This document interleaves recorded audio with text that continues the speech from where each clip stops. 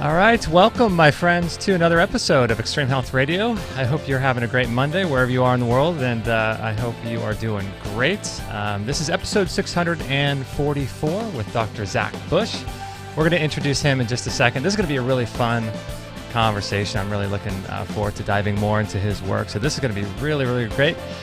For those that are new to our website or new to our podcast, we do shows twice a week on Mondays and Fridays live on YouTube and Facebook and all those other great places, as long as they'll have us, as long as they don't deplatform us.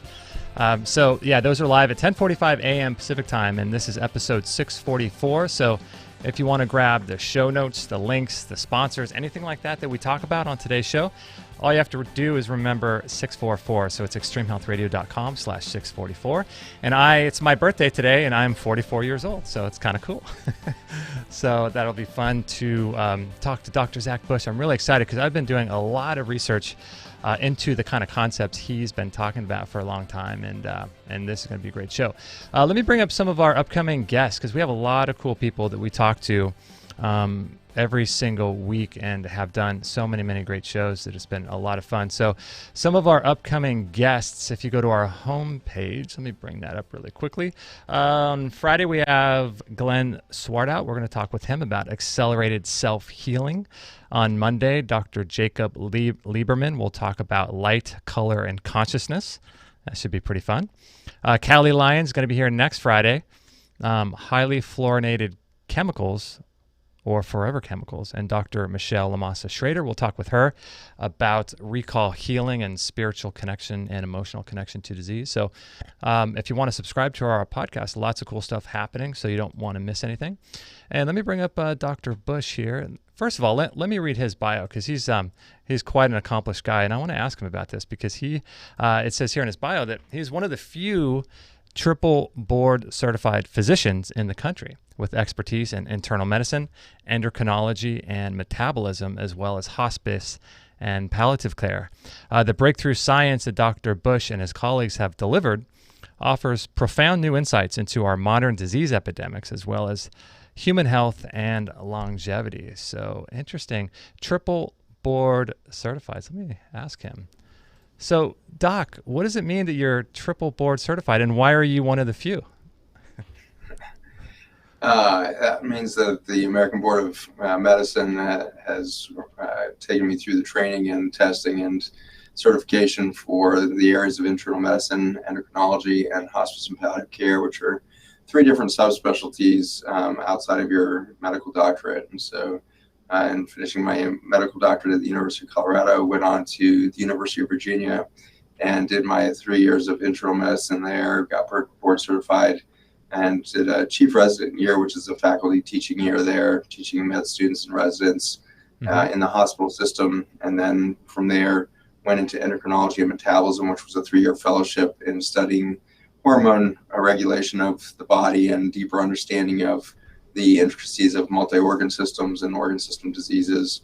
My research at that point developed into cancer and chemotherapy research and development. And so I was working on vitamin A compounds that could turn on cell suicide in cancer. And I was, working clinically around the area of endocrinology, which is a lot of hormone medicine like diabetes, thyroid disease, bone disease, autoimmune conditions, and the like. And so that was my world. And then as my chemotherapeutic kind of pharmaceutical world fell apart, and its stability of that paradigm was paralleled by the collapse of the economy in the United States in 2008 to 2010.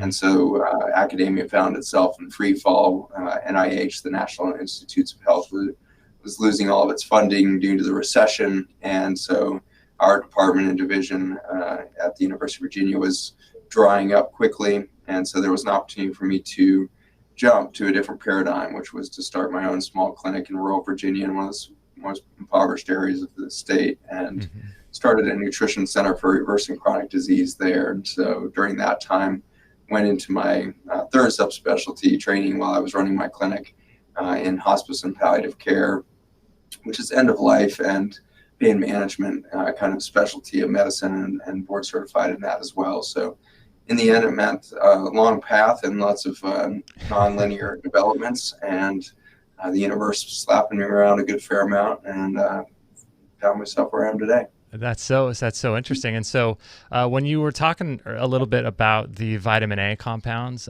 causing cell apoptosis, the first question that sort of comes to mind, are you talking about like more beta carotene or retinoic acid, vitamin A from animal products?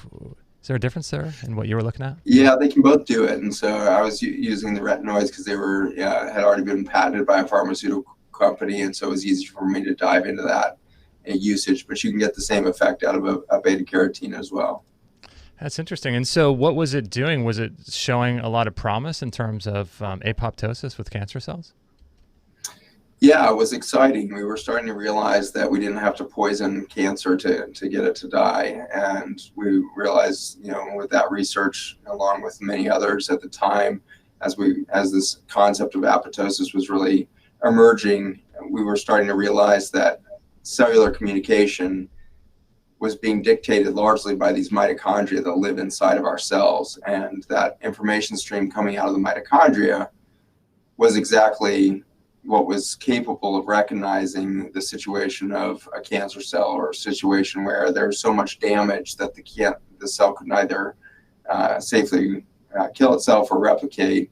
It had lost those mechanisms. And so to find out that the mitochondria, which are these little organisms that live inside the human cells, and they're non-human in that they have their own DNA. They look more like a bacteria, but their DNA is more like a virus.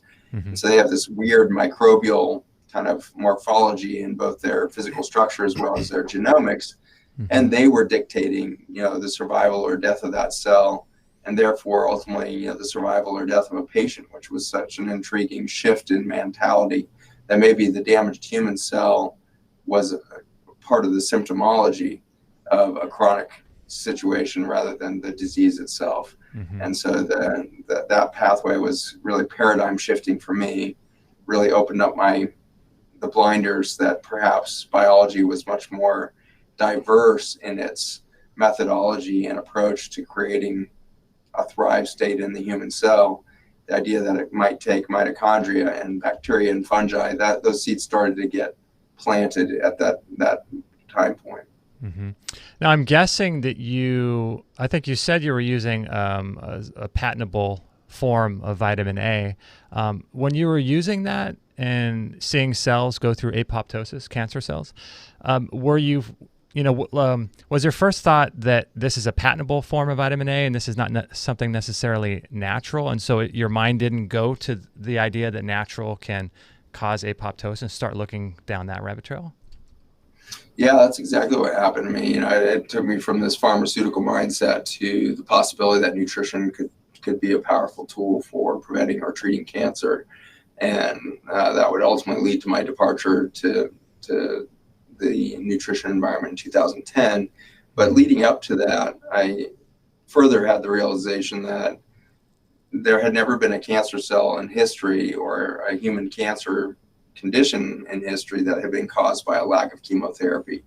And so that fundamental realization led to that paradigm shift where you realize I could spend the rest of my career for another 40 years chasing the wind with these chemotherapies and pharmaceutical tools and blah, blah, blah. But in the end, I'm way down the path of symptom management and nowhere near a root cause solution to this dilemma. And there's no way that I'm going to fix the problem if I'm not at the root cause of that problem. Mm-hmm. Yeah, it's fascinating. So many people get into natural health. I got into it. My mom was diagnosed with non-Hodgkin's lymphoma back in 95, and the doctors gave her a 10% chance of living. And she ended up going to the City of Hope here in California and did the whole chemotherapy, radiation, surgery, bone marrow transplant, all of that. And I saw her age like so quickly, and I just saw her body breaking down so fast that I just thought to myself, there has to be a better way. I mean, it seemed to work. And oddly enough, I'm shocked myself. She's now 78 years old and she's still alive and she's doing relatively well, having gone through all that. But my God, I mean, with cancer rates, like you mentioned in some of your other podcasts, I mean, they're skyrocketing. 1 in 2 women now, and 1 in 2 men. Used to be 1 in 3, 1 in 2 before 1960. Now it's 50% across the board. It's just like, man, this is the disease of our time, isn't it? Yeah, we've doubled our rates of cancer just in the last 25 years, and the most heavily affected in some way has been our children. I was recently down at MD Anderson, Texas University Children's Hospital, and it's devastating to see these massive towers. It's basically a city that's been built as a hospital down there in Houston for our cancer-ridden children. It's just unbelievable that we've gotten to this stage without some public outcry and some fundamental shift in our regulatory and bureaucratic, healthcare system, that we would allow our children to be this affected by a disease epidemic. And even today, I don't hear any clamoring. I don't hear any clamoring in any of the presidential debates. I don't hear any clamoring at the CDC. Nobody's clamoring for, solutions to this epidemic. And instead, they keep pouring, more and more money into the pharmaceutical pathways, when we know fundamentally, as scientists, physicians, and just as consumers, that is just not a root cause solution, and it's certainly not going to prevent the disease. We can debate whether chemotherapy is at all effective for cancer, or is it actually, the nutritional shifts that happen during chemotherapy that actually cures you. And so your mother's situation has been chalked up many times to the success of chemotherapy.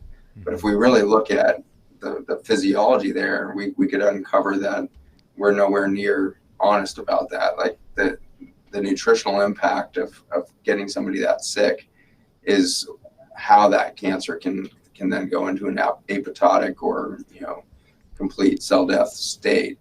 Whereas the poison that we're giving as a chemo, we can never give it at a high enough dose to actually kill all the cells. We can slow down the replication of these cells. We can disrupt their genomics and take advantage of their impaired repair systems. But you can never give somebody enough chemotherapy to cure them. It's too much toxin. And so you're just hoping to knock the tumor down enough, slow its growth down long enough that the body figures out how to get back on top of that cancer process. And that's what happened to your mother. Her body had an opportunity, as the tumor was knocked back, to catch up and do something profoundly different with the biology. And a lot of that had to, I believe, to do with the patterns of lack of food intake, the kind of forced starvation that happens with chemotherapy. When we make you that sick that you're nauseous and vomiting and losing weight and shut down your metabolic pathways, we send you into a severe fasting state. And we now know that fasting is one of the most powerful ways to kill cancer cells. And so I have an emerging belief system that much of our chemotherapy works simply by making somebody sick enough that they stop eating. And once they stop eating, their body and the tumor go through a natural healing process. Wow, that's incredible. That's so incredible. Now, we've had a lot of guests on the show talk about cancer stem cells versus actual tumor cells and the difference between the two. And what you're saying too, to their point, it makes a lot of sense in that the chemotherapy doesn't actually kill the cancer cells all the way. I mean, it does, but not, at the highest dosage that you would require. And we've had certain guests too mention that chemotherapy and radiation actually anger the cancer stem cells. Not only does it not kill the stem cell cancers, but it angers them. It might shrink a tumor, sort of the outer cells of a hard tumor or something, but it's actually angering the stem cells. Have you found that to be true? Do you think that's true? Yeah, I actually have seen that. I've tracked that in my own patients. My patients, when they're going through nutrition therapy, we will often follow circulating tumor cells in their bloodstream. So instead of doing a bunch of MRIs, I'll let the oncology team do that, and I'll just follow circulating tumor cell counts. And that's the way I can keep tabs on the behavior of the cancer. All they're looking at on MRI and CT scans is the gross size of the tumor, and they're surmising or presuming the outcome based on that primary tumor, when in fact we know that primary tumors very rarely cause any harm or death to the patient. It's always the metastatic disease that leads to the metabolic collapse of the organism that would lead to its death from cancer. And so to map that, we follow circulating tumor cells, and over again, as somebody starts chemotherapy, you can see those circulating tumor cells go up, which is radically wrong direction. As soon as circulating tumor cells go above five tumor cells per 7.5 milliliters of blood, as soon as you exceed that number, the chance of them having subsequent metastatic disease and death goes way up. And I've seen people go from undetectable levels of circulating tumor cells going into chemotherapy to levels of 35, 40 in their circulating tumor cells during chemo. After they get off of the chemotherapy, we can do all the anti-inflammatory work and nutrition work and all that, and we can get those tumor cells to go back down. But unfortunately, you fast forward a few months or a couple of years, and suddenly that person is, dying of metastatic disease years out because of the seeding that happened, presumably during chemotherapy, when we could see all those live cancer cells in their bloodstream. That's crazy. I never really thought about that, because I've heard other doctors talk about the dangers of doing like a biopsy and putting a needle physically into a tumor, and then some of those microscopic cancer cells will actually be extracted and start circulating in the blood and actually spread cancer as a result of the biopsy. And you never hear much talk in the medical world about how biopsies are dangerous in that regard. Maybe you do, but I never really heard that about chemotherapy. So chemotherapy is almost kind of doing the same thing in terms of spreading cancers? Yeah, it certainly can. I mean, it's certainly not across the board that you're going to see that CTC jump. It's going to depend on what kind of cancer. I've seen that most happen in breast cancer, and that actually follows very closely with the clinical history of breast cancer. Breast cancer is one of the classic ones that we continue to report. Yay, we got a great result. You got a radiologic cure, and then 5 years later, suddenly it's all over the body. 17 years later, we've seen a recurrence of breast cancer 35 years later with the same tumor, cells genomically. And so for that, whether it's a stem cell that's doing all that work, or I think it's also likely that these cells are setting up, after seeding in the bloodstream, they find little pockets of biology to start to get a foothold.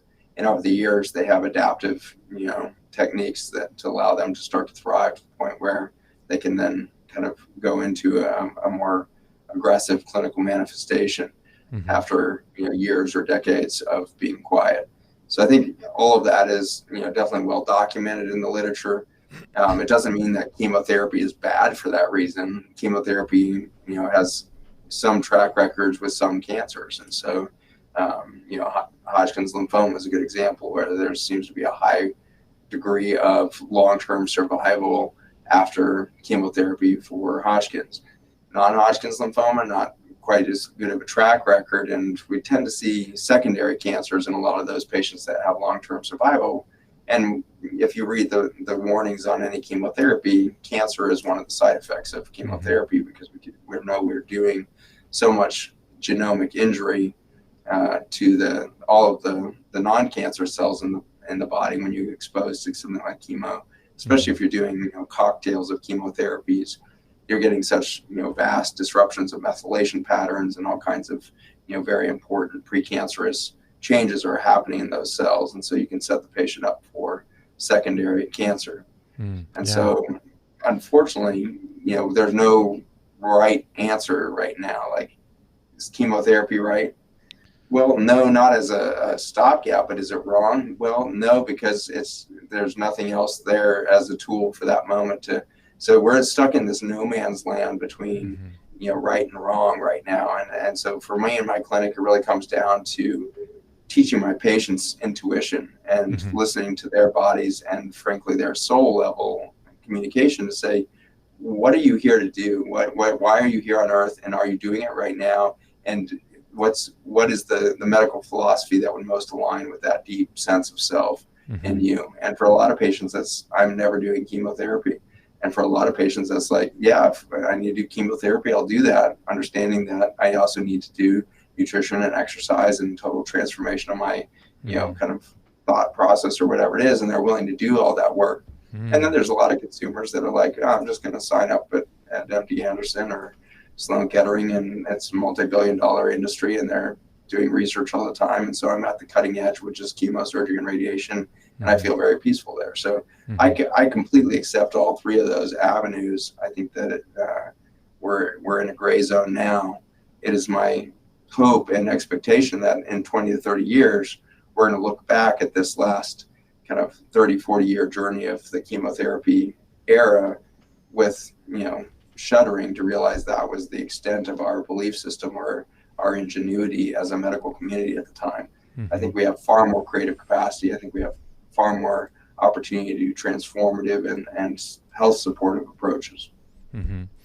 We're with Dr. Zach Bush. His website is zachbushmd.com, and this is episode 644. So we'll put all the links there. Doc, it's interesting that you said what you said about non-Hodgkin's lymphoma, because my mom, that's what her body had in 1995. So that was almost 25 years ago. And the fact that she's still alive, it's interesting, because here I am in the alternative health space, championing the efforts of natural medicine. Meanwhile, I should be waving the flag of how great chemotherapy is. But I think what my mission is just like you. I don't necessarily want to tell people what to do, but I just want to make sure that people have all the options that are available to them, and not think that there's only one way to heal. It's a big deal, I think. Yeah, and I have a feeling your mother's been on a long journey that has, been transformative after chemotherapy, and I'd be interested to hear from you kind of what are the observations you've made in her life span now over those 25 years since chemotherapy. Is she the same woman she was before that cancer journey, and how has she changed both in lifestyle as well as maybe even her sense of self?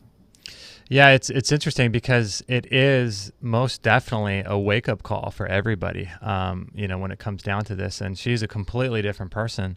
We're still working with her on a lot of different detoxes and different things that she can do, and in helping her get healthier and healthier. But to your point earlier, in terms of non-Hodgkin's lymphoma, it's interesting, because you said in non-Hodgkin's lymphoma, there's typically a rise in secondary cancers as a result for patients that are still alive, many, many years later. And that's exactly what happened to her. So she's had secondary cancers of recently of the breast, and then of the lungs, and I think somewhere else.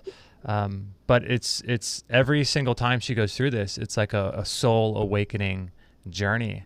And I think that's cancer's sort of message to us, right? Is get us back on track and realize, what am I doing here? Like you said with your patients, why am I here? Why am I doing this?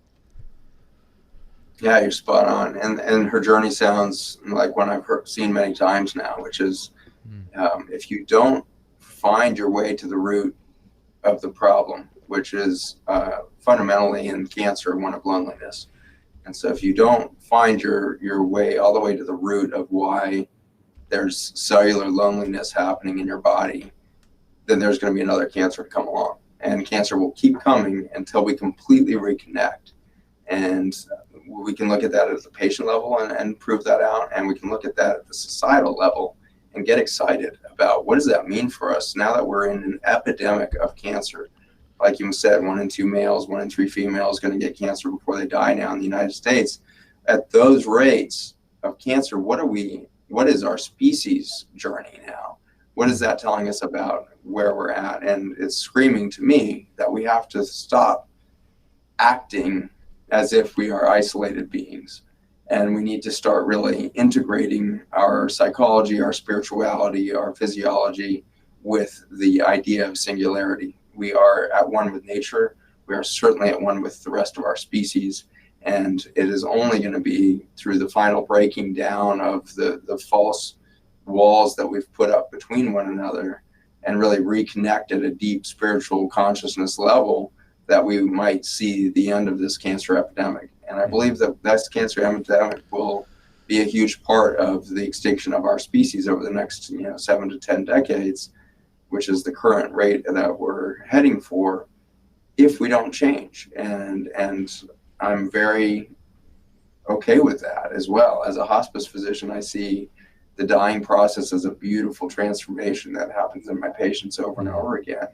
And one of the most privileged things I can do as a human being is be alongside a dying patient and watch their rebirth happen and watch them drop the shackles of their ideals and their roles and their belief system to really come face to face with whatever it is on the other side of this physical veil. And as they do that, I watch them transform.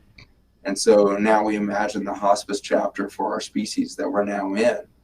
And when we get that terminal diagnosis that you can no longer escape extinction and you're heading towards that, I believe we can escape it at the moment, but there will be a terminal diagnosis at some point in these next decades if we aren't transformed. And at that moment, I think we could see a massive shift in consciousness, just as I see an individual patient. And if that's the journey we need to reach a moment of singularity and a moment of true connectivity, so be it. I mean, that's a beautiful, beautiful death in a lot of ways, as long as we're not too drugged up to experience it. And that gets me a little concerned. The opiate addiction problem we have in this country right now is being really foisted upon us by physicians in their altruistic effort to relieve pain. And it's the hospice doctor who most worries me, that if we are drugging our patients to the point of stupor at the end of their life, what's their chance of consciousness shift? What's their chance of passing on information from that thin veil to those of us left behind? What's the chance that we're going to learn what we must learn in that second rebirth if we've got them all drugged up so much that they're I suppose comfortable? They're certainly numbed up on the bed, but they're not interacting with their loved ones. They're not saying that pearl of wisdom that they would have otherwise at the bedside as they die. And so that concerns me, that physicians are starting to act in such a way that not only may we go extinct, we might go extinct in a stupor. Yeah, it's so interesting. I've kind of a couple things on what you said I found super interesting was this idea of learning, during that transition process, and whatever life lessons you're supposed to learn and grow into. If we can take that moment and bring it down, let's say you're 90, 100 years old when that happens, if you can take the lessons learned in that final moment and apply them to someone who's 30, 40, 50 years old, maybe that process doesn't have to happen if you're able to sort of learn those lessons preemptively. I thought that was interesting. And then also what you talked about connection, I wonder if, like, you know how they talk about in science and physics, the macro and the micro, and the micro is an effect on the macro and vice versa. And I'm wondering about connection, because I talk about this a lot, that we're disconnected from each other. We're like in our cell phones and texting, all this. We're disconnected through technology. We're disconnected from the earth, from nature. You talk a lot about that in the microbiome. We're disconnected from who we are, our mission. We're disconnected from source, from God, whatever that is for people. We're disconnected on so many levels. And I wonder if our cells are mimicking that and disconnecting themselves as well from a general microbiome and ecosystem that's supposed to be connecting to each other. And I wonder if that's the reason certain cells go off and become rogue, and it's mimicking the macro, which to the cell is just our body and our life. I wonder if there's a connection there. You're 100% right. There's no wonder left in me. I know that's the case. Yeah. And perhaps even more profound is it actually goes the other direction too. And so if you take a toxin into your body that breaks the connections between the human cells, you create cancer there as well. And so you can do it through an emotional trauma that isolates you from humanity, isolates you from your family, makes you feel victimized in some way. The maternal meridian runs from the tip of the big toe, up the back of the leg, up through the groin line, through the kidney, up through the human breast, up into the mouth to the first molar. This massive electrical line crosses every gynecologic cancer, the uterus, the ovary, the breast, even the thyroid, and so this maternal line of stress, when we traumatize women, when we traumatize generation after generation of women, we know that those emotional traumas get stored in that meridian. And as that meridian becomes more and more chaotic with those stored traumas, we see cancers develop in that space. In the same way, when tumors go metastatic, those metastatic cells always find the weakest, darkest, most damaged parts of the body to set up shop. Those ones most disconnected from the natural healing, regenerative nature of biology. The tumors will always find those dark pockets of trauma and loneliness within the body. And so we can do it from the macro down to the micro, or we can put glyphosate or Roundup into our food, which breaks all of those fiber optic cables between our cells and suddenly creates, yes, leaky gut, yes, leaky brain, leaky kidneys, but more profoundly, it creates isolation by breaking those ties. And so in that isolation, you'll get cancer as well. And so whether your avenue is through the macro trauma or through the micro trauma, the end point is a lonely cell and cancer. That's so interesting. We're with Dr. Zach Bush, and his website is zachbushmd.com. If you guys are interested in checking out his work, which I highly suggest you do, you can do that. And this is episode 644. And I wanted to tell you guys about, take a little break here, about one of our products that we use and I use every single day. And that is a Relax Far Infrared Sauna. And you talk about sauna therapy and how important it is to detoxify our cells. Our cells are our fat cells, happen to be a place where toxins and our chemicals and toxins and poisons in our environment store up. And this is where they live. They also live in the lymph fluid and everywhere else in the body as well. But one of the great things about a sauna is it actually helps through far infrared light, to oscillate these fat cells and allow these toxins to be excreted through the skin. And this is something that I do every single day, is a relaxed far infrared sauna session. And listen to what Dr. Robert Rowan had to say about sauna therapy. It's one of the biggest. The other issue is chemicals in the environment. And to get rid of chemicals in the environment, probably the most cost-effective method is to sweat them out. And far-infrared saunas is going to help sweat them out. I mean, look at the breast. What is the breast? It's 90% fat. It's only 10% mammary tissue. So the fat of the breast is going to store all these poisons, which act as estrogens, and hold it right up against sensitive mammary tissue. And so these toxins get stored in the fat cells, and you can sweat these things out. It's been shown that when you sweat in like far infrared saunas, you actually can begin downloading toxins from your body. Yeah, guys. So this is something I think is really important. With 60,000 new chemicals introduced into our environment since the early 1960s, 84,000 chemicals are in commerce at any given moment.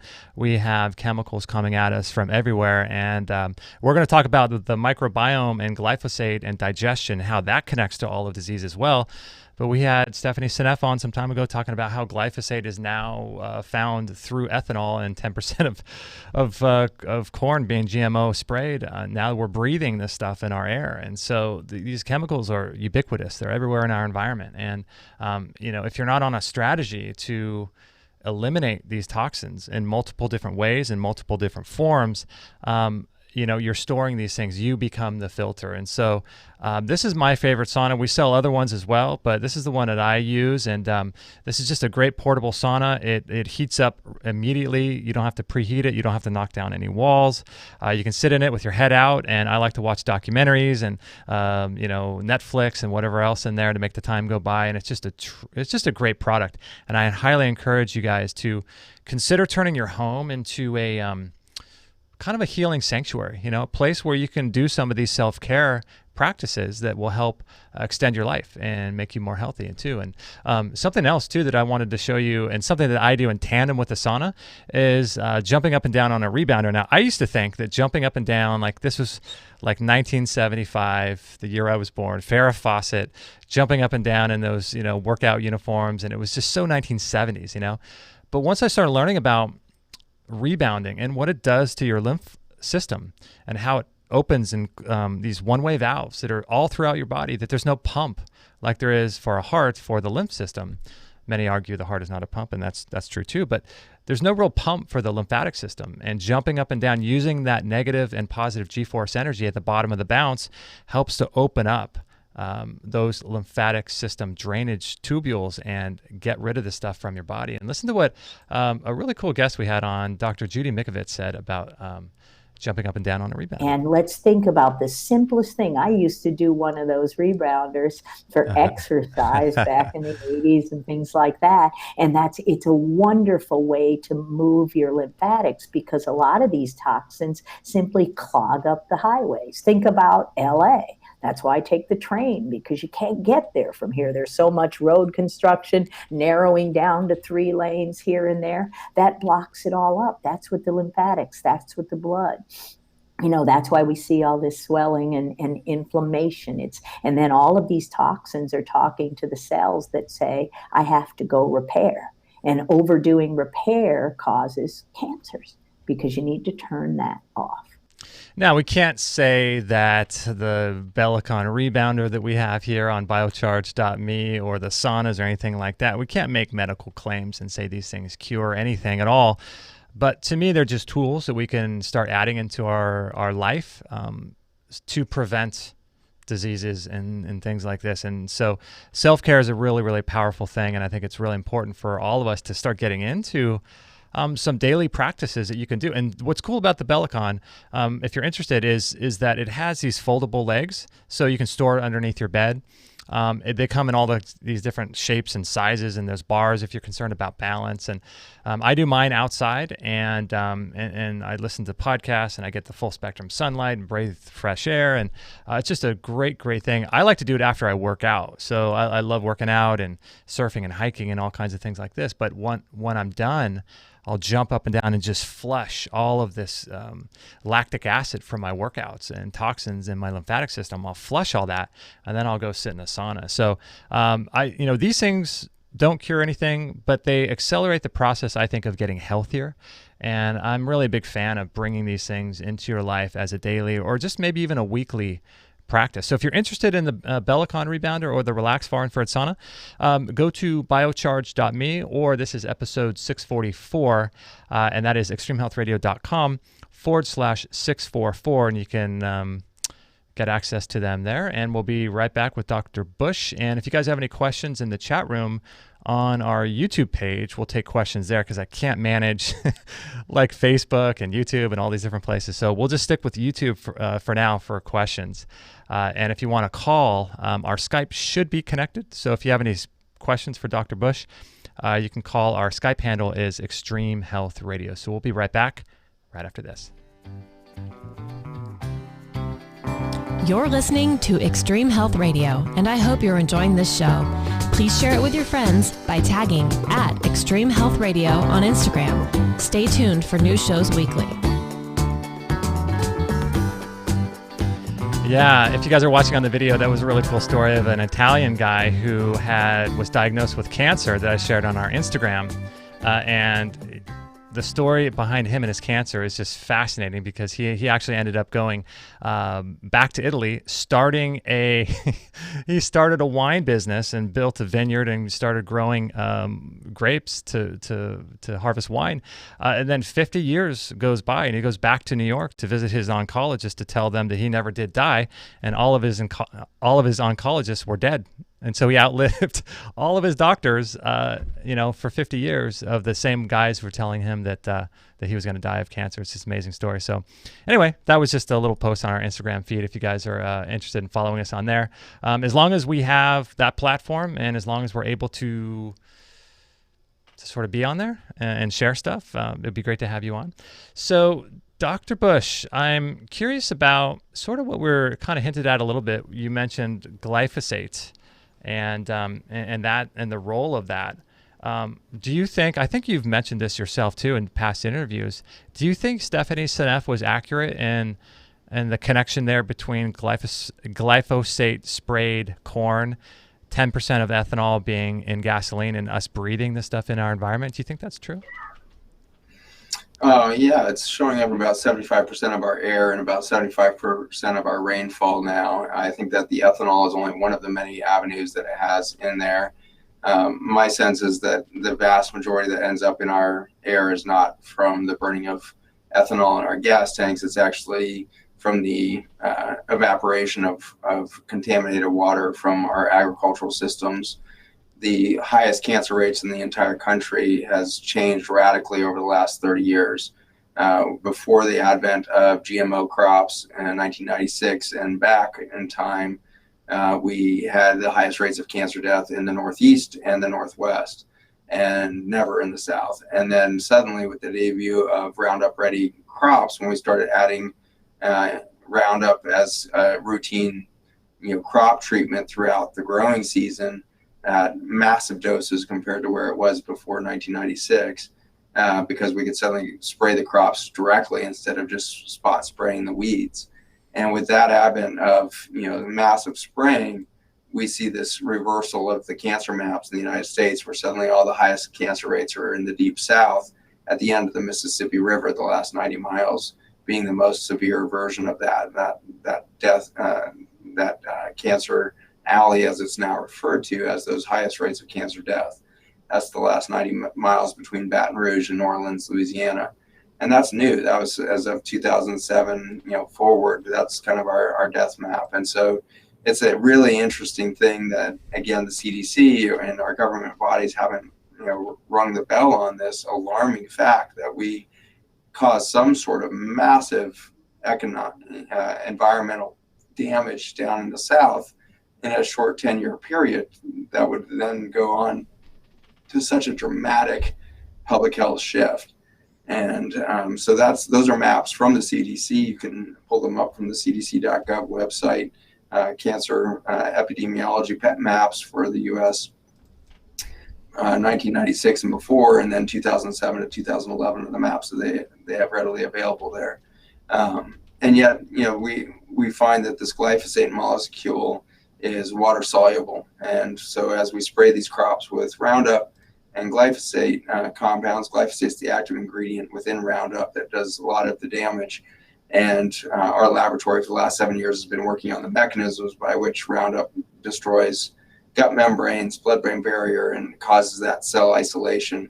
And in that study, we realized, that the main connection between the toxin and the injury is not just the direct damage, but the intervening one, which is the damage to the microbiome. And so the ecosystem, vast in its biodiversity, 5 million species of fungi on planet Earth, 300,000 species of parasites, 40,000 species of bacteria. And then we get to the viruses, and we're at 10 to the 31 viruses, one with 31 zeros after it. It's more viruses than we can wrap our head around. And so we're steeped in this biologic life. And now as we kind of dissect out how come chronic epidemic of disease in so many different organ systems, kidney failure, number 1 worldwide, number 2, cardiovascular disease, number 3, cancer, number 4, neurologic stuff with Alzheimer's, Parkinson, autism, attention deficit. That whole gamut went vertical in its disease patterns at the same point in human history. And so you have to, come to terms with the fact that we did some catastrophic, widespread injury. And I would definitely agree with Stephanie Seneff that is number 1, Roundup. We did that more than anything else between 1996 and 2007. So even though someone may not be consuming foods that they at least think, because it's certified organic, at least they think that's the case. But even though someone doesn't eat actively food that's sprayed, they're still getting this in their water, right? In their soils, in the rain, and in the air. So it's ubiquitous, right? It's like there's no getting around it. Yeah, there's no getting around it now. It's a water-soluble molecule on a water-soluble planet. Biology is water-based on this planet. So we have really gotten that chemical into everything. And certainly organic food has less, glyphosate and Roundup in most cases, but it's certainly detectable in a lot of organic foods out there.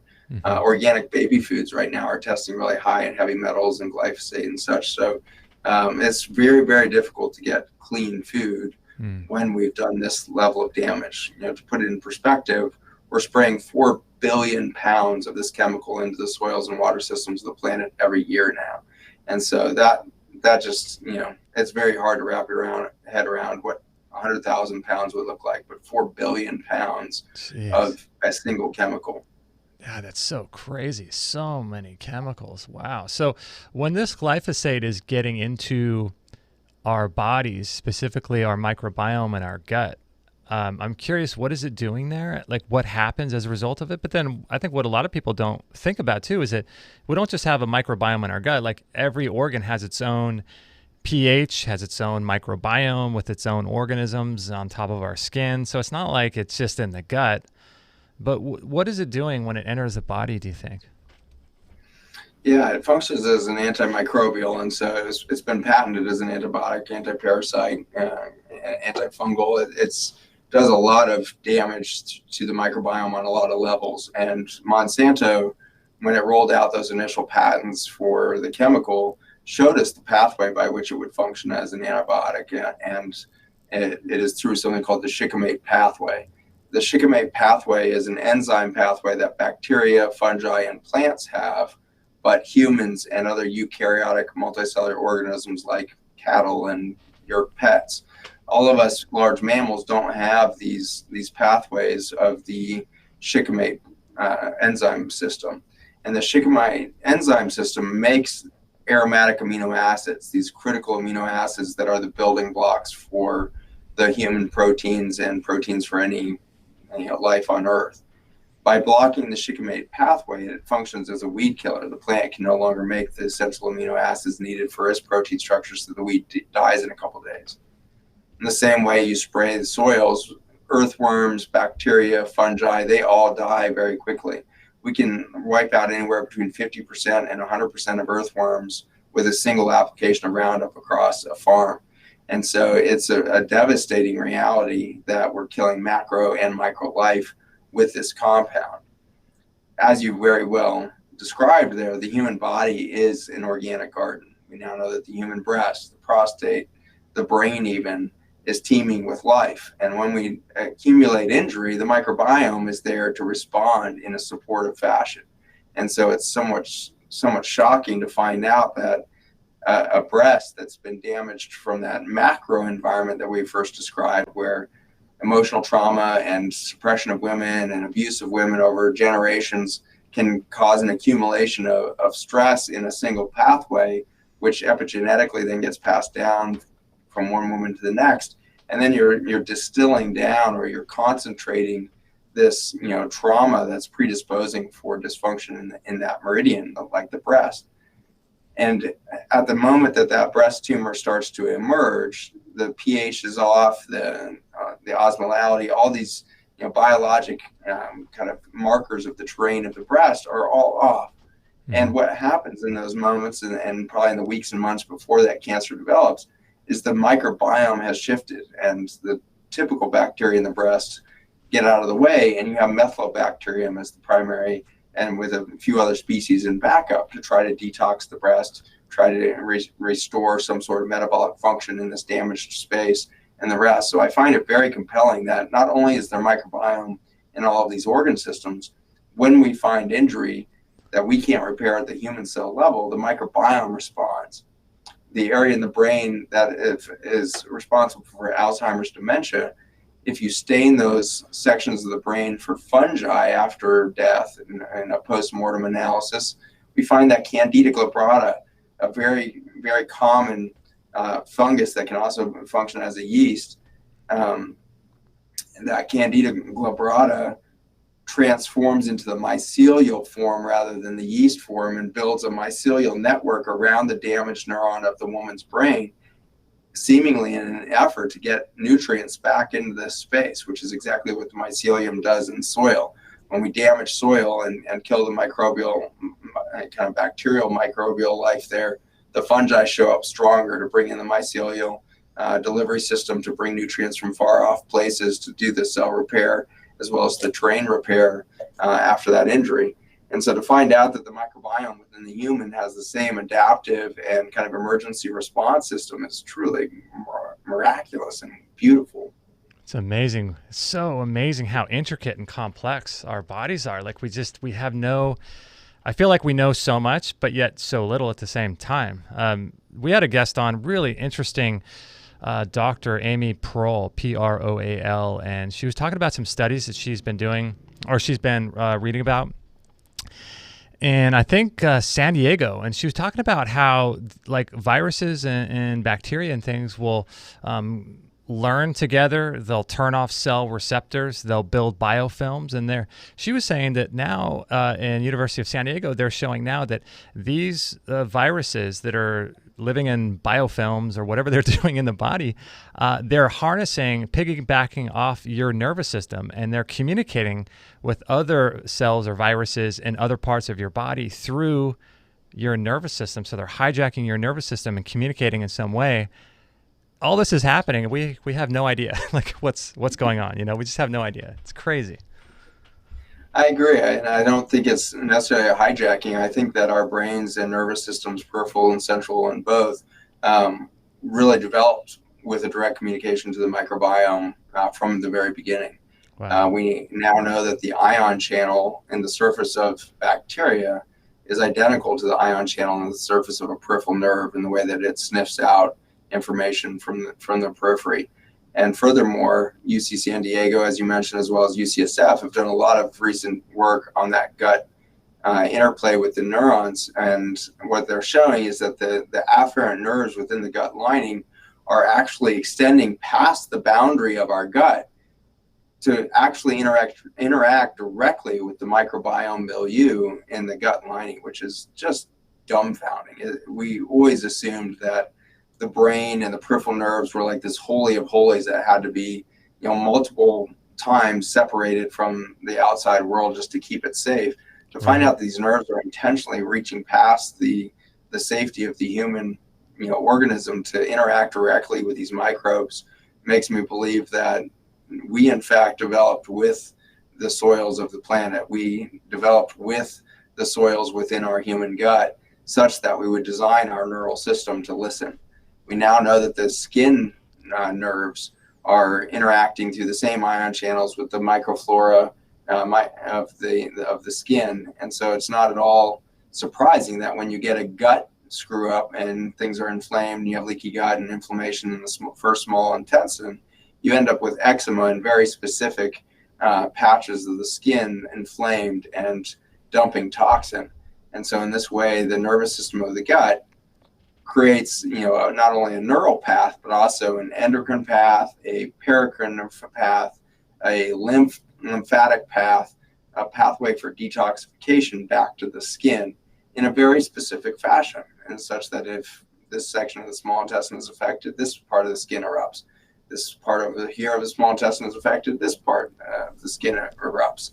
And so it's just this very fascinating interplay between the organic garden, the microbes of your gut, interacting directly with the afferent nerves within the intestines, going back to communicate with brain putting back information out to the skin interacting directly with the microbiome of the nervous system there. So it's just an intricate web of information. And so I think that at this point, I see three different brains. The first probably being our gut, the second being our skin, and the third one, this gray matter in our head. This gray matter up in our brain, if you will, is just a central processing unit. It can't sense anything. It can't do any data collection such that it would be capable of having a thought or a reaction.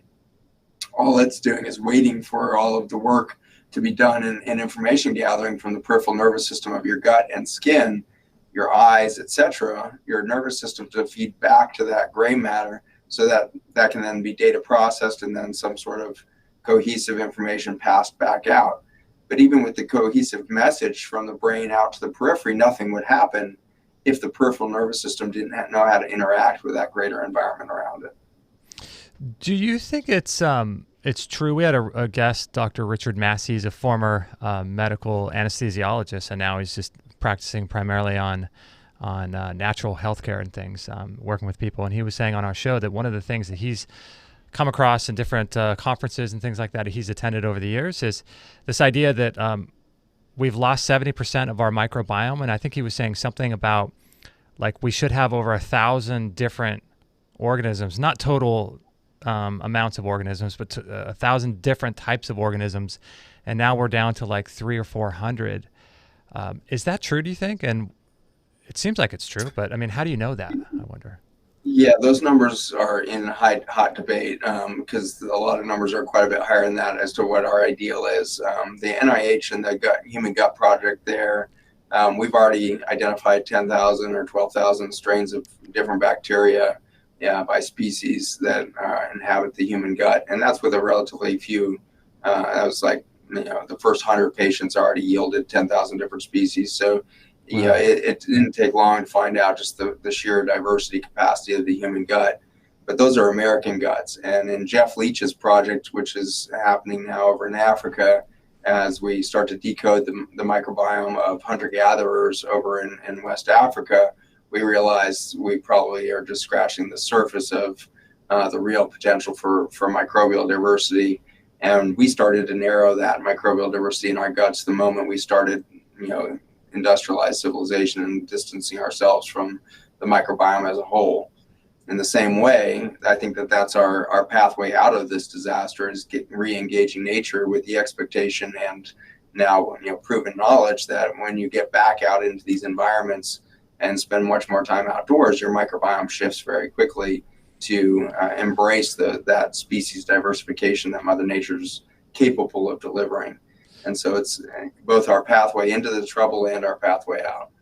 Do you think it's an issue with glyphosate being ubiquitous, that, to spend time outdoors and to spend time putting your feet in the soil? I guess there's hot debate about whether or not grounding and electrification and dirty electricity and the stray voltage going back to the power plants is an issue. But aside from that, do you think it's an issue with glyphosate being in the soils and us being outside reconnected to soil? Sometimes I think even if we are getting some glyphosate from the environment, it's still beneficial. I mean, I just have to side with nature, even though we've corrupted it. Don't you think? I'm 100% in line with that. I think that nature is so much more powerful than our own idiocy. I think that nature has proven itself to be more powerful than our most potent toxins. Chernobyl is a good example of this. Chernobyl is arguably the most toxic radioactive place on the planet.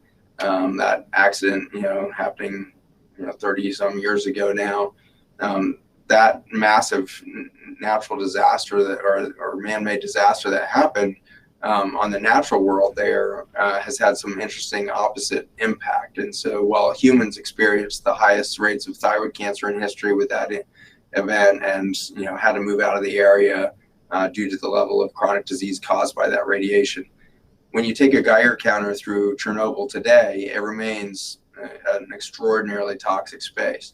And yet, over these 30 years, the voles that live within that radioactive soil of Chernobyl have been thriving. There's been no detected birth defects or rising cancer rates. But if you take a Geiger counter and hold it up to one of those voles, they're radioactive because they live and eat in radioactive soils.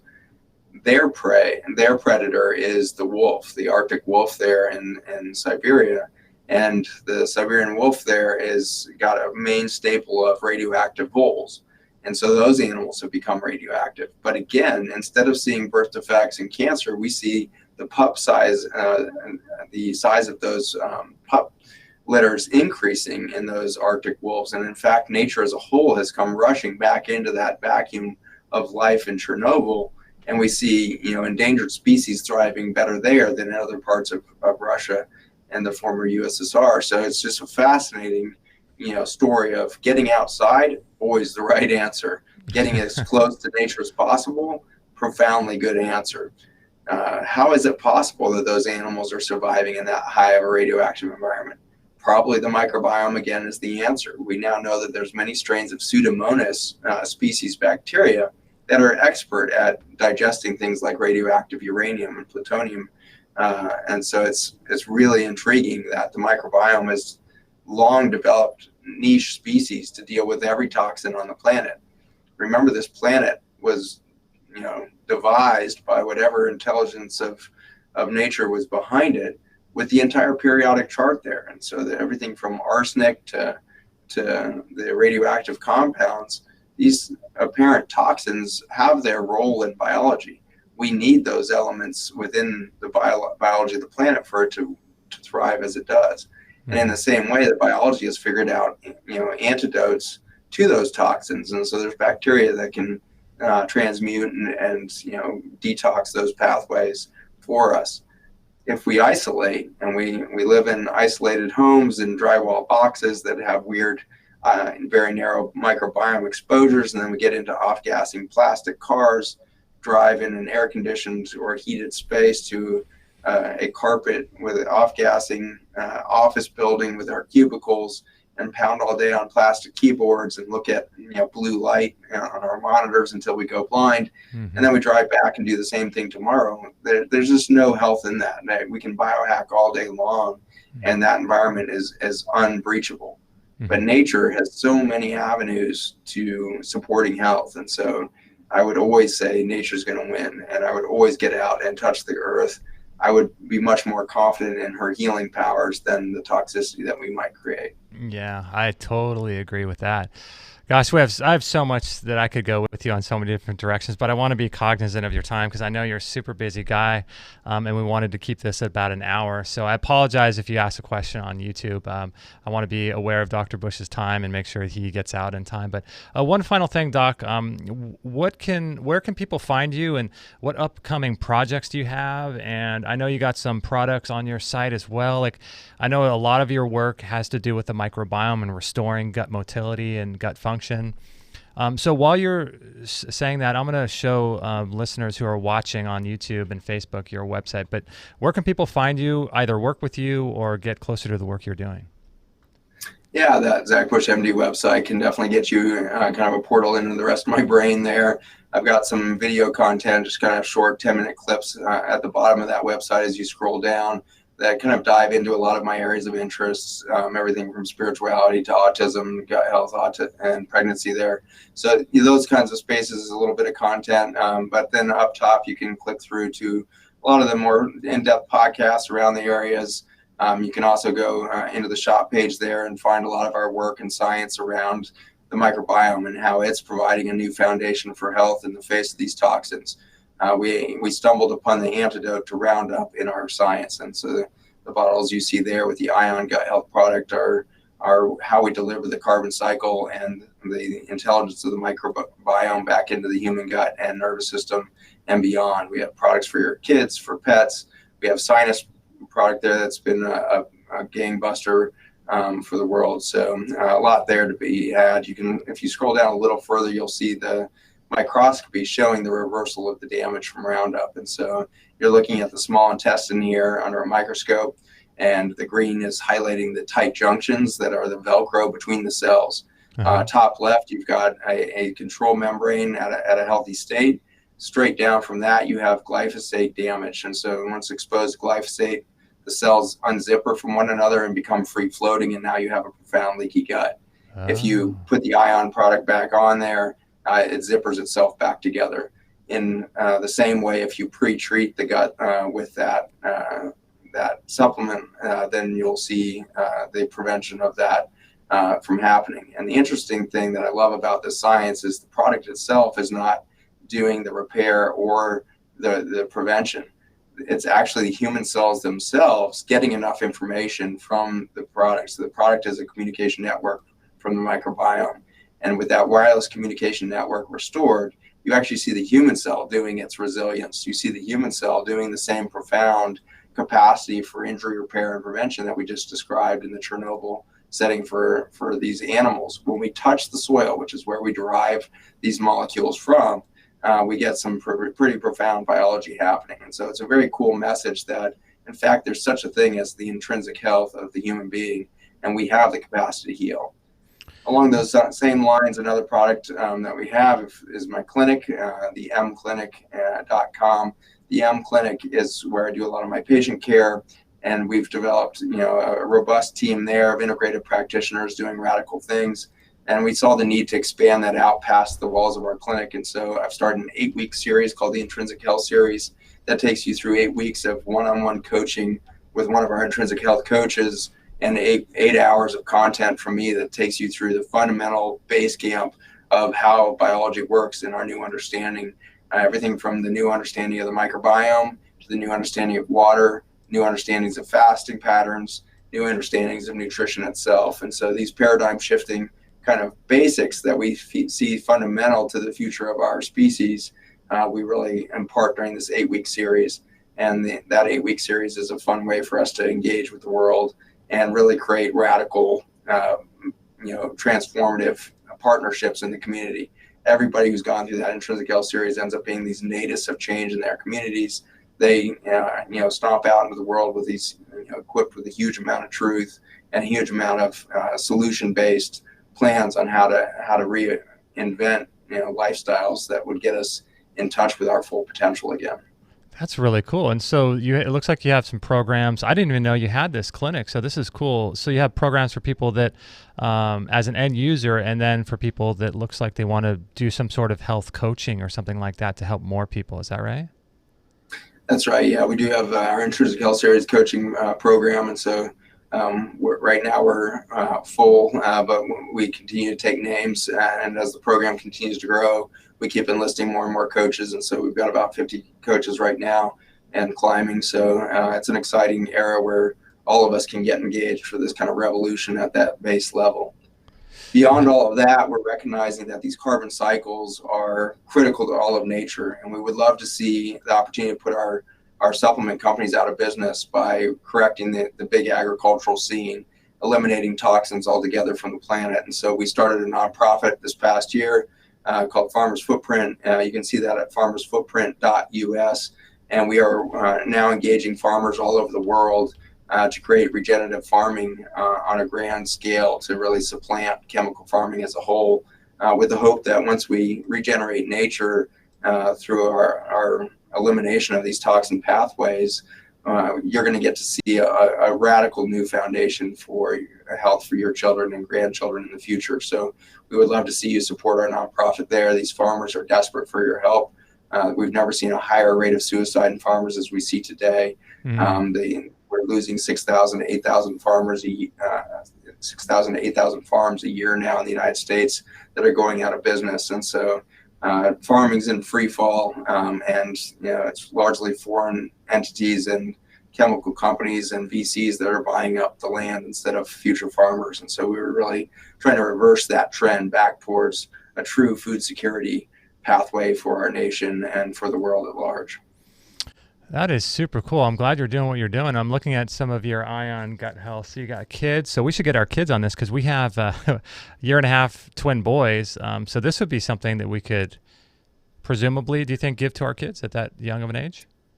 Oh, yeah, for sure. Yeah. So we start often. So breastfeeding moms will just put a few drops on the nipple before breastfeeding. Turns out that glyphosate shows up in quite high doses, 1,700 times more than as in water can be found in breast milk. And so it's important to protect those infants. And so we just put a few drops on the nipple before each breastfeeding. And then as they start to eat food, you can put the kids' products straight into applesauce or other food products as they become oral there. Gosh, that's so cool because I love that, there are major problems in our world today, massive problems that people are just, I guess, are singular focused on their work and doing their career and their own life problems. But there's these massive global issues going on today. But the cool thing is there's solutions everywhere. There's solutions, and it's my contention that if you keep searching and keep looking, you'll come across solutions, right? Always. Mother Nature's got them. She never misses. I love it. I love it. Doc, well, thank you so much for your time. I know we had to reschedule a few times, and I appreciate you being flexible with our tech issues. So I appreciate that and your work too. So everything is at zachbushmd.com. And do you have links to all those other websites as well on your main website? Yeah, you'll find it there. You can also find me on Instagram and Facebook, and we direct a lot back to Farmers Footprint and a lot of the projects that are ongoing there through that pathway. So cool. Zach Bush MD on Instagram and Facebook as well. Cool, Doc. Well, thanks so much for your time today. I really appreciate it, and keep up the good work. And if you ever come across any new discoveries, any new products or projects, anything like that, let me know, and we'll do it again. Thanks so much. I appreciate you having me on. Thanks everybody in the audience for listening. All right. Thanks so much, Doc. I'll talk to you soon. I'll send your team our link to today's show. I appreciate it. Thanks so much. Okay. Bye. So there you go, guys. I have something that I wanted to share with you about the microbiome. I didn't get a chance to say it during the show, but I'm curious your thoughts. So we're going to do a little break, and I can hang out for a couple minutes. I don't have to be home for a little bit, so I can hang out for 5 or 10 minutes after the show. We're going to do a little break right now, and I got some things to share when it comes to the microbiome, our gut, and also this weird thing that I heard, and I'll tell you where I heard it, but it has to do with cancer and disease and composting. All right, so I'll share that in just a second, but I want to take a quick little break, and I wanted to share with you some of the products that we talk about for our little puppy doggies. And many of you guys know that we have two little pups, Charlie and Coco, and they absolutely love this BARF World Raw Dog Food. And I don't know if you guys are familiar with the benefits of feeding your dogs a diet that's not just muscle meat. So muscle meat is very acidic and it's very localized. And if a dog in the wild were to hunt something, they wouldn't just eat the muscle meat. They would eat what they call nose to tail. And so this is what BARF World is. It's a combination of muscle meat, organ meat, and bone. And this is what a dog would eat in the wild if they caught some prey, for example. And listen to Robert Mueller, the founder of BARF World, talk about this diet. Did you know that conventional dog food contains antibiotics, herbicides, pesticides, ground up carcasses from roadkill subjected to high heat processing, artificial colors, chemical preservatives, way too many carbohydrates, genetically modified corn syrups, indigestible grains, and a lack of moisture content in the dry kibble? Obviously, this can lead to health conditions like diabetes, itchy skin, teeth and gum problems, liver damage, obesity, behavioral issues, pancreatic problems, and even cancer. That's why we recommend the BARF diet, which is the biologically appropriate raw food diet from BARF World. Their unprocessed raw meats contain bone, organ meats, vitamins, and minerals that are loaded with enzymes. BARF World founder Robert Mueller explains more. Sure, I don't have to convince you on the damage that's caused by high heat to food. So as a result, we see many skin disorders, a lot of arthritis, obesity, heart disease, cancers. I mean, it's just rampant. The vet clinics are just full of these conditions. And basically a large percentage of the commercial pet food that's made up of the human industry leftovers. And the pet food industry makes use of this waste product. And in addition to that, we are subjected to the products coming out of the rendering plants. Garbage in, garbage out. If you feed garbage to your dog, you're going to end up with garbage health. You know, if you put the right gas in, your engine runs smoother and lasts longer. So if you put the right fuel in the tank, you're going to get the right output. Garbage in, garbage out. We've seen an immense difference with our dog Maggie being on this diet. Give your dog the gift of health today by going to extremehealthradio.com/barf or go to our store. That's extremehealthradio.com/barf to learn even more. Yeah, so our store is newly updated and it's now changed to biocharge.me. So if you guys want to check out this product, if you're listening on the go, kind of, and you're out doing your exercises, whatever you're doing, this is episode 644. So we'll put links to this product as long with all the other ones at extremehealthradio.com/644. And I highly recommend, if you love your little pets, your little dogs, and you want to see what they would be like on a raw food diet, raw whole food diet, I highly recommend this stuff. And it's what we feed our dogs, Charlie and Coco, and they just love it. They just absolutely love it. They thrive on it. It's just a great, great thing to give to your little four-legged critters.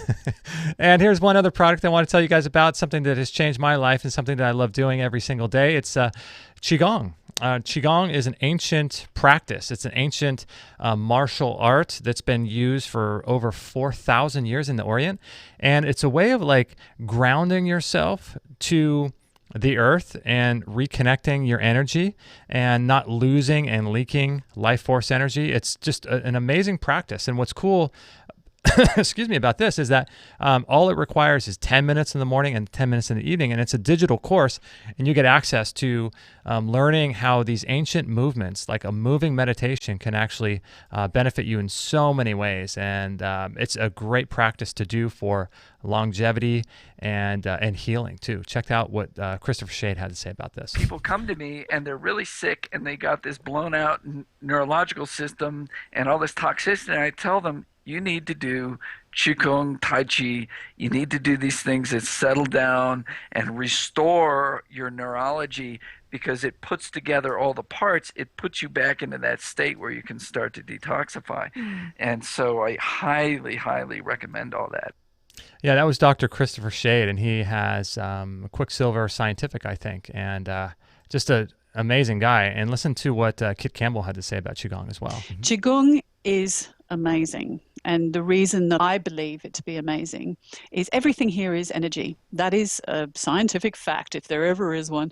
So when you're practicing Qigong, you're actually drawing energy into your body. Your intention, whatever your intention is behind any action, will determine the level of energy, type of energy that you absorb into your body.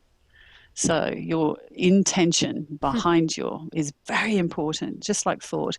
So when you're practicing Qigong, you're actually bringing energy in and you're bringing out the stuff that might be a bit stale. With Tai Chi, it's totally different. The energy runs underneath the skin because it's more of a martial. This is the Chinese understanding, by the way. It's more of a martial art. So Qigong is very, very good for bringing that energy into the body, and just fantastic.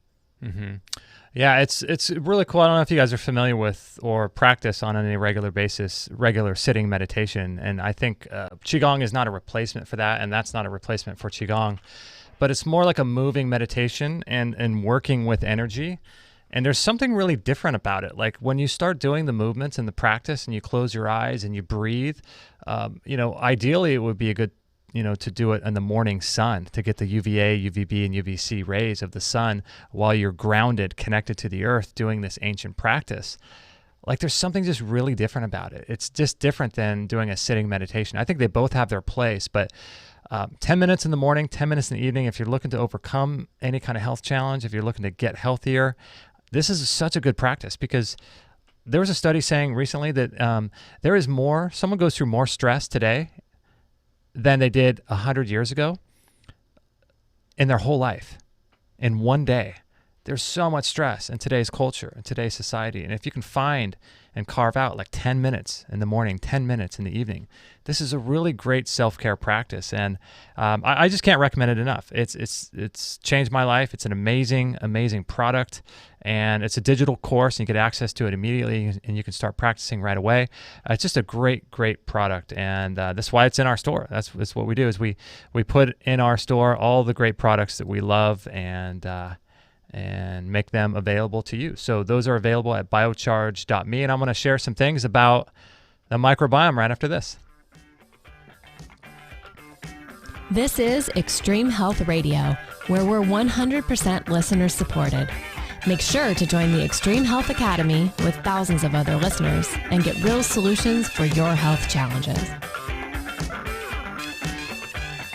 Yeah, so we have right now, I think, 21 full-blown courses inside the Academy, and we're releasing a new course every single month. And I'm telling you guys, it's one of the most transformational places because not only do you get the community and do you get people to be friends with you and help you on your health journey, but you also get this amazing instruction. And we're going to be bringing in practitioners. Like I have amazing access to some of the most cutting edge people in the whole world. And we're going to be bringing them into the Academy as well here pretty soon. We're doing some workshops with people, just taking your health to brand new levels. It's what it's all about. And we don't get taught this in our school. And it's really unfortunate. Not that it's the school's place to teach us about health, but it's just very bizarre how we start our life and we have no idea how to take care of this human frame, yet we are perplexed when we get completely sick, and we're perplexed when things go bad and we don't know why these things are happening. And so that's why it's really important to understand how the body works and how to work with nature so that we can exude abundant health, which should be a byproduct of our lifestyle and environment. And then we can take that energy and go do great things in the world. And that's what Extreme Health Academy is all about. So I'm in the forums every single day, sharing what knowledge I've been able to accumulate over the years since 2003, helping people as much as I possibly can. And it's just a great, great place. So if you want a free 2-week trial to the Academy, just go to extremehealthacademy.com and enter the code EHR14. And you'll get a free 2-week trial. And come say hello in the forums. I would love to help you and work with you in any way I possibly can. It's the full extension of what we do here in the radio show. So it's a great community, great place with thousands of other people to join and have fun and communicate with each other. And so I'm just honored to be a part of that. I'm honored that you guys chose us to be a part of your healing journey. And it's just great. So one of the things I wanted to share with you guys about the microbiome is that we had a guest. So this is kind of like I guess it's the benefit of, for me, doing 650 shows is I'm able to sort of bring together, all of the shows that we've done along with all the podcasts that I listen to and things like that. I just consume a lot of information, so I'm able to sort of aggregate that. And so we had a guest on oh gosh, what was her name? Hannah Crum. And she is the kombucha, what does she call herself? Kombucha mama, I think. And we purchased some scobies and some stuff from her back in the day. Really great website. Hannah Crum, Hannah, I think, Crum, Kombucha Mama, maybe. Anyway, we had her on the show probably in 2013, and we were talking about this idea of the microbiome and kombucha and bacteria and things, and it was really interesting. It's something that sticks with you. And she was sharing this story about how she now thinks that, like, you know how if you're standing in the kitchen doing your dishes and you're just sort of hanging out there, you're by yourself, and or at least you think you're by yourself and you're all alone, you're doing the dishes, you're kind of zoning out in your mind, right? And then your significant other comes home and you don't hear them, and then they're walking up to you, but somehow you have this weird, bizarre feeling. It's that gut feeling, right? That someone else is in the room with you. It's really weird, isn't it? Like when that happens, you're just like, it's just bizarre. Like you have this feeling in your gut, like someone else is staring at me, or someone's staring at the back of my head, or someone else is in this room. And she has been at that time looking at some studies and starting to think this as well, that it's the gut microbiome in her gut communicating with the gut microbiome in my gut that's communicating back and forth, and that's how I know someone is behind me. Now, don't you think that's so crazy? Wouldn't that be crazy if that were true? Like, if that were true, that would just be amazing. It would just be so, because that would mean that, first of all, they're aware of each other's existence, which is by itself bizarre, right? So you have these bacteria that are essentially isolated from each other living in two different bodies, essentially isolated from each other. But somehow when they get closer to each other, they have this awareness of time and space. And not only do they have this awareness, but they have this ability to communicate to each other. And how they're doing that, we don't even know yet. And after the show that we did with Amy Pearl, it's kind of making sense to me now that there's these electrical energy fields that we exude outside of our body. And maybe these bacteria, through microscopic, invisible, matrix-like cellular approach to each other, can actually use this to sort of hijack and communicate to each other. It's amazing if that is possible. It just opens the doors up to so many other aspects and realms that sort of dance between the physical and the spiritual, the physical and the emotional, and this weird dance between them both that kind of bridges these two things together. So that gut feeling perhaps is your microbiome communicating with the microbiome of another person. Or how weird would this be? This would be really weird.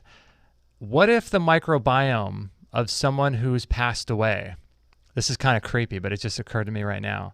What if the microbiome of someone who passed away still is on the earth, or still somehow lives externally from their bodies on the earth, and is able to communicate with your microbiome? Wouldn't that be weird? That would be so weird. Who knows? I don't even think there's any way we can actually, I don't think there'd be a way for us to actually ever be able to measure or manage or to figure out if that's true. I don't think scientific studies will ever go there, but man, wouldn't that be weird? These like senses of ghosts, or communicating with past lives, or talking to deceased relatives. I wonder if that's all done through the mycelial connection through bacteria and fungus via the microbiome and these bacteria that sort of live everywhere on the earth. I wonder if we're all just involved in one sort of giant field that's bigger than we are, and that controls everything within us. Like crazy, right? That's a weird thought. I'm going to check out what you guys are saying on the YouTube feed here in just a sec. But something else that I thought was really interesting was there was a podcast I listened to with a former guest of ours, Meridian Grace, Meridian, Meridian Grace. And she's at awakeninghealth.com. And I don't know the podcast, and I don't know when it was. I listened to so much information always to try to learn different facets about health. And she was saying that, and I tried looking this up, but I couldn't find it anywhere. But she was saying that there's some people doing some unique healing of diseases. And what she was saying was cancers. And what they were doing, the protocol involved building a compost pile. And I don't know if it was a compost pile or if it was or maybe a hole in the ground that was filled. Kind of like, you know how when you go to the beach as a child and you basically bury yourself except for your head in sand. It's that idea with composting. And these organisms that are living and able to be in your skin and able to enter your body through your skin, actually helping people to heal from diseases like cancer. And so that's something I've only heard one person say, and that was Meridian Grace. And that was, I'd never heard that before. And I'd like to get her insights on that, where she heard that from, because I looked it up and I couldn't find anything online about it. But she's also a researcher and she studies stuff and she's exposed to all this kind of information on a regular basis. And so this is the kind of thing where, like, when we talk in the forums inside the academy, like, there's unique perspectives that we share as a group, as a community, and different angles and facets of health. Like, maybe you never thought about oral pathology and the role that our teeth play in our health. And it's close to the top of the list when it comes to overcoming a health challenge, is getting your mouth corrected by a biological dentist who knows what they're doing. We go to a guy named Dr. Stuart Nunley. I can't recommend him enough, but he's in Marble Falls, Texas, and he has healthysmilesforlife.com. And, your oral pathology is almost at the top of the list when it comes to making sure this tremendous burden can be lifted off your immune system. And so it's so critical to make sure that you get rid of your mercury fillings, you get rid of your cavitations, you get rid of your root canals. Like, these are really, really foundational aspects of making sure you don't have this constant burden on your immune system through oral pathology, oral issues. And so, these are kind of ideas that we discuss in the academy. Maybe things you've never talked about, light water magnetism, spiritual growth, all kinds of different aspects of how we're on the cutting edge of different healing modalities in today's world. So, so if you guys have any questions, I can hang out for a couple more minutes here before I'm going to go back home. I hope you guys are enjoying the show. Looks like a lot of cool people. Kate, you're in this. That's awesome. That's cool. So I'll hang out here for 1 or 2 more minutes. If you guys have any questions. Angie is here. Big Fat Mama. Great to have you here. 360 Space Monkey. Julia's here. Rebecca, or Beck from the forums, is here. Chris, this is great. Chris says, Kate, I miss you on the show. Yeah, we miss having Kate on the show as well. Kate, we got to fix that one of these days, right? We got to get you back on. It's all about how do we get someone to watch the twins while Kate does shows with us. But yeah. Cool, guys. Wow, you guys are... Bob Dylan says, love me some BARF. Yeah, it doesn't sound too good, does it? It's not really like a good business name. Feed your dog the BARF diet. But I think it stands for biologically appropriate raw food diet. But it just sounds pretty gross, right? Nikki, great to have you here. Yeah, great to have you guys here. This is really cool. Megan, Julia, gosh, the chat is just going crazy. You guys are awesome. If you guys have any questions about any of the show, what we talked about, anything to do with the academy or any of the products on biocharge.me, let me know. Kate says Chris says happy birthday, Justin. I appreciate it. Thank you. 44. I didn't even realize it was my birthday today until after I woke up. And then I realized I totally forgot it was my birthday. So 360 Space Monkey, Kate looks hot. Yep, that's for sure. I was saying, get his email address though. Kenneth. Cool guys. Ancient Chinese energetic meridians in the mouth governs organs in the body, says Dordy 99. Yeah, so what's interesting, I think, I feel like I have a unique take when it comes to this kind of stuff, because there's a lot of people that focus on certain things. Like, there's people that focus on oral pathology and dental health. There's a lot of people that focus on light. There's a lot of people that focus on minerals like Morley Robbins and the balance between iron, copper, magnesium, which I've been into lately. There's a lot of people that focus on glyphosate, different aspects of health. But it's how do we put it all together, and how do we how do we change the things in our life to build an environment that supports our health? And that's really what it's all about, because there's active and passive things that you can do.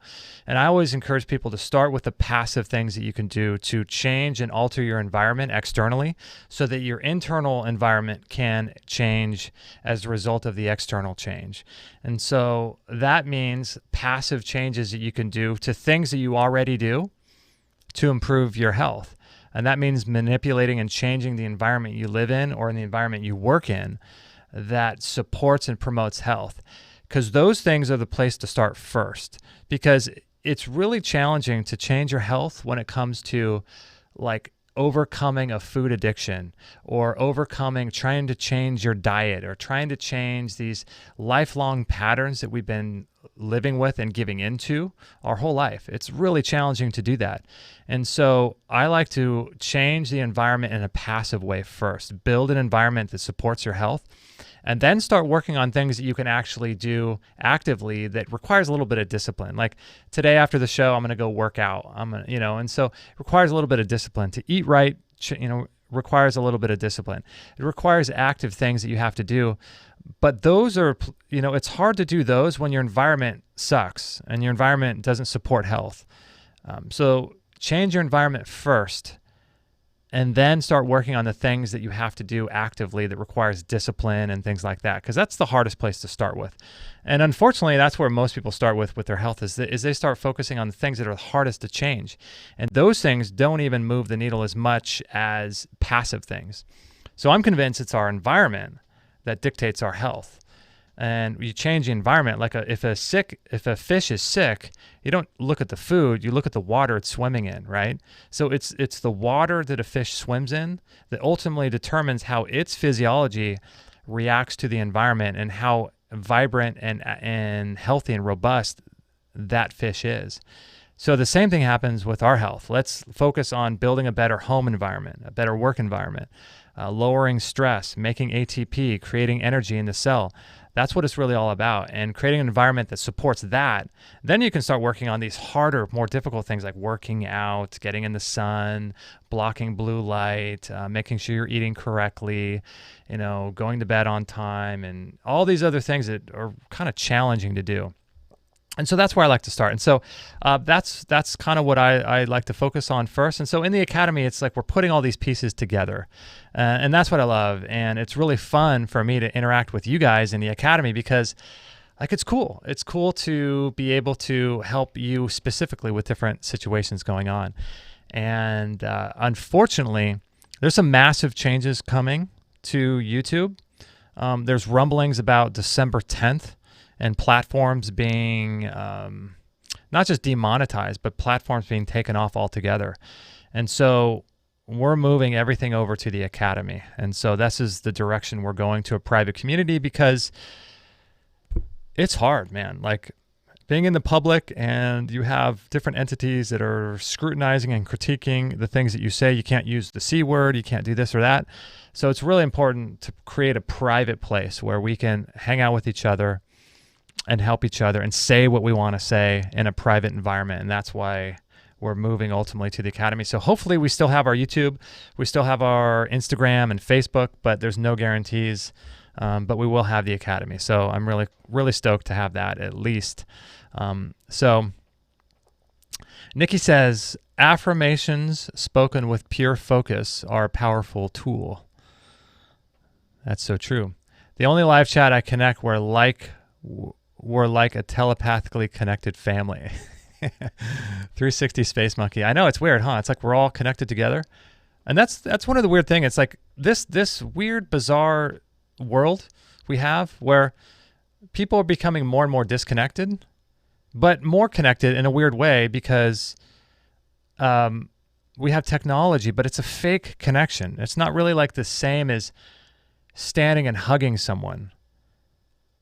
It's just not the same, but it's better than nothing.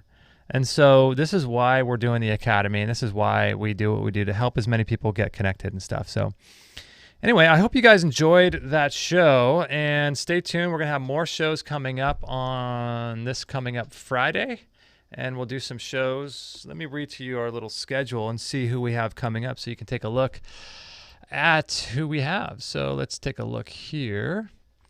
Glenn Swartout this Friday on accelerated self-healing. Dr. Jacob Lieberman on Monday, 1 week, interview Light, Color, and Consciousness. Callie Lyons, we're going to be talking about PFAS, highly fluorinated chemicals or forever chemicals. And Dr. Michelle Lamassa Schrader, she was in our studio a little while ago. She's really cool. Oh, Stephen here is going to be coming in. Cool. Uplifting, life-giving way, nutrient-dense, never been damaged by heat. Adam Bergstrom's coming up. Cool. So we got a lot of cool shows. So if you're watching on YouTube or Facebook, make sure to subscribe. Or if you're listening on iTunes or Stitcher, make sure to subscribe so you don't miss anything. Leave us a review as well. That would be super helpful. That